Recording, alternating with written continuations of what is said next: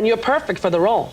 Yeah, and I only had to change the way I talk. Welcome to Pop Mojo. And today, we're counting down our picks for the best examples of replacement cast members who inherited a role mid-Broadway run and made it their own. Oh, in an instant, and who I was has disappeared.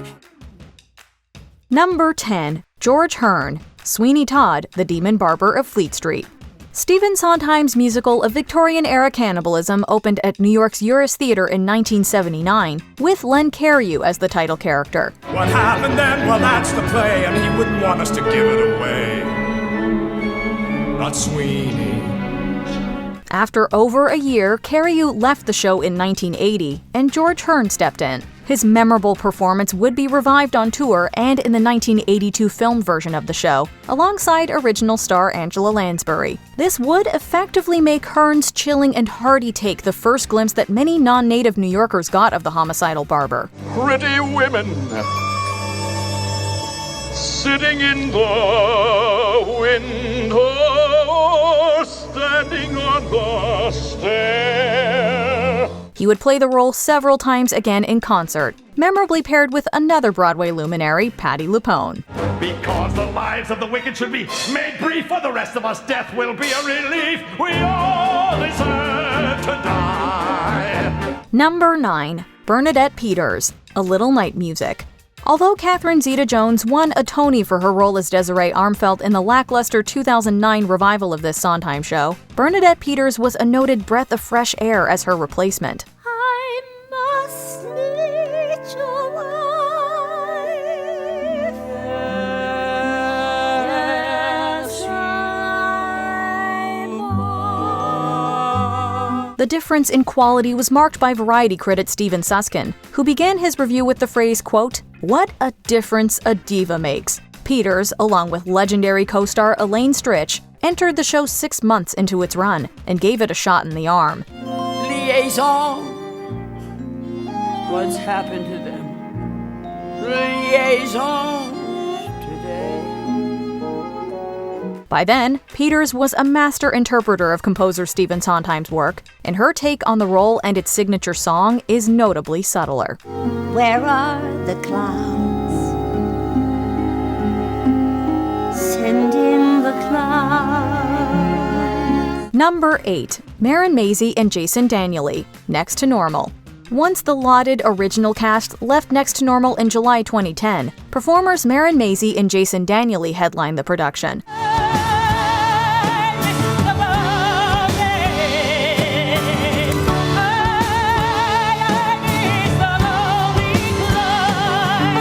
This musical is a challenging show, both thematically and vocally. Its rock-infused score and emotional content requires accomplished performers. Being married in real life, Maisie and Daniely brought a new and shattering dimension to the roles of Diana and Dan, a couple struggling through grief and mental illness.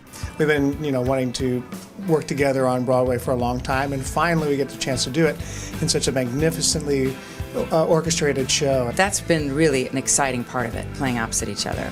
Reviewers were delighted by their casting. Despite the emotional ground covered by original cast members Alice Ripley and J. Robert Spencer, Maisie and Daniely managed to unearth even more complexity.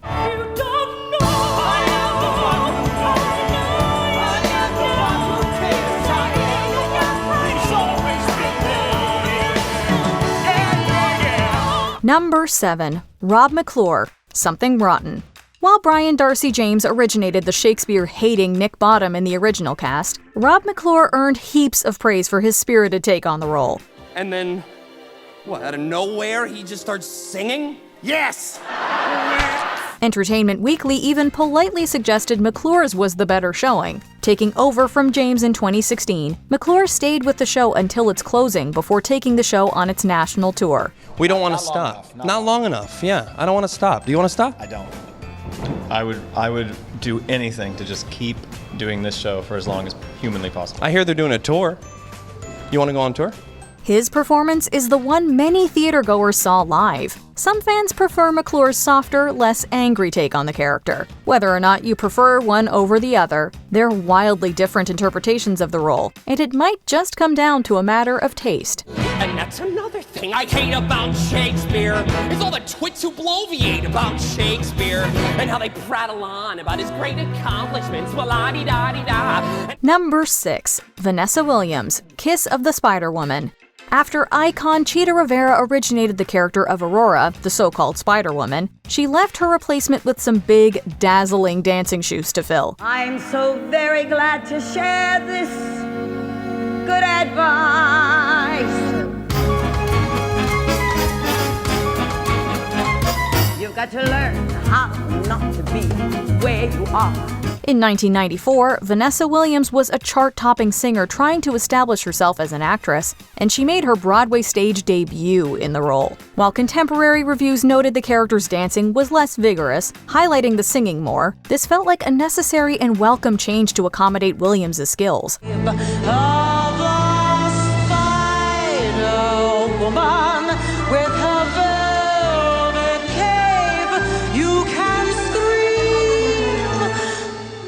You cannot escape. She was so good in the role that the production received a critically acclaimed second cast album, just to showcase her and her fellow replacement cast members. But if you want to get my attention, let's make love. Number 5. Sarah Bareilles, Waitress. Tony winner Jessie Mueller was Broadway's first Jenna, but since then she's been played by some of the industry's best and brightest. Yet there's something so satisfying and so profound about watching the show's composer, Sarah Bareilles, in the role. If I'm honest, I know I would give it all back for a chance to start over, rewrite an ending or two.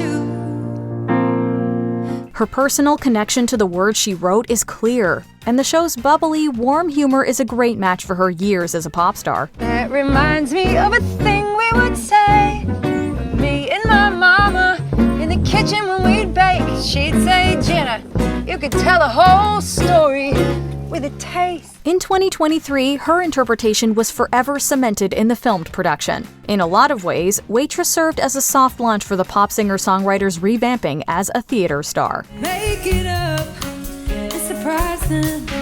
Tell them all my secrets, but disguise them so they dance. Number 4. Fantasia Barrino, The Color Purple.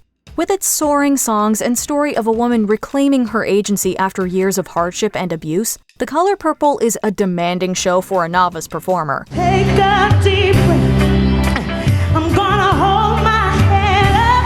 I'm gonna put my shoulders back and look you straight in the eye. American Idol winner Fantasia Barrino may have been a successful singer, but she was untested as a stage actor when she made her Broadway debut in the role of Celie. Replacing LaChanze in 2007, the announcement that she was taking over the role spurred a huge surge in ticket sales. I'm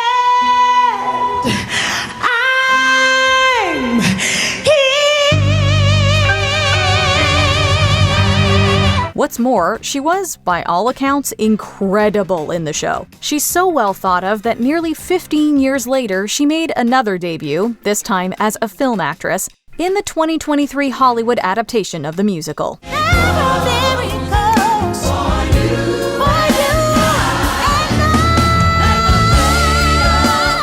Number 3. Leah Michele, Funny Girl. It seems like the Glee actress has been auditioning for the role of Fanny Brice since her Rachel Berry days. At long last, she played the role made famous by Barbra Streisand on the Broadway stage. But that chance came in an unexpected way. Get ready for me, love, 'cause I'm a comer. I simply gotta march my heart a drummer. Don't bring around a clown to rain on my parade.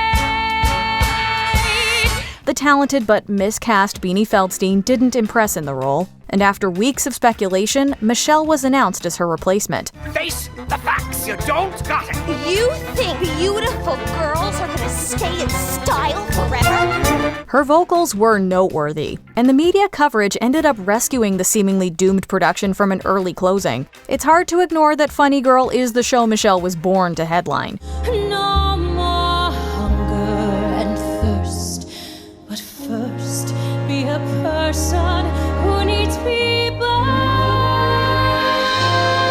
In an incredibly unconventional but unsurprising move, it's Michelle on the production's cast album and not the star who opened the run. Wait, they're gonna hear a voice, a silver flute. They'll cheer each toot. Hey, the kid is terrific, huh? When I expose it. Number 2. Reeba McIntyre, Annie Get Your Gun. Bernardet Peters opened the 1999 revival of this tried-and-true Irving Berlin classic, but it was country star Reeba McIntyre who endeared herself to a whole new group of fans. But a man never trifles with gals who carry rifles. Oh, you can't get a man with a gun, with a gun, with a gun.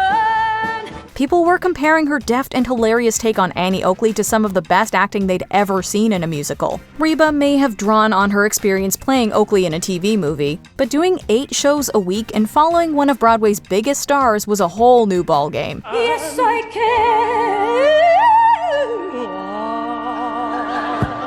can. No, you can't. Yes, I can. It was a challenge she was clearly game for. Audiences who were lucky enough to see her in the show still talk about it to this day. Still, I think I'm a lucky girl. I've got the sun in the morning and the moon at night. Number 1. Pearl Bailey, Hello Dolly. Carol Channing would forever be linked with the role of Dolly Levi, the matchmaking widow of Yonkers. However, she was followed in the show's original Broadway run by legends like Ginger Rogers, Ethel Merman, and Betty Grable. But few made the role their own, like Pearl Bailey, who led the show for 2 years alongside an African-American cast.